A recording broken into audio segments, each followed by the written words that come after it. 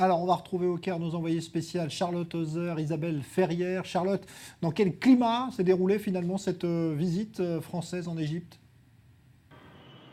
Nous nous trouvons actuellement devant l'église Saint-Pierre et Saint-Paul du Caire, une église copte, et Emmanuel Macron est venu la visiter ce matin dans le cadre de son dialogue interreligieux avec les communautés chrétiennes et musulmanes d'Égypte. Il s'est rendu ici parce qu'il y a près de 2 ans, le 11 décembre 2016, un attentat terroriste a eu lieu et a tué 27 personnes, 26 femmes et un homme au total ont péri. Vous voyez leur visage affiché juste derrière moi. C'est ici qu'Emmanuel Macron a déposé une gerbe de fleurs avant de respecter une minute de silence. Il s'est recueilli devant ces visages. Il était accompagné de son épouse Brigitte Macron, mais également du pape copte Théodore II, avec qui il a eu un entretien privé de près d'une demi-heure. Il a redit l'importance de l'attachement de la France à la communauté copte d'Égypte, cette communauté chrétienne qui représente 10% de la population sur un total de 100 millions d'habitants.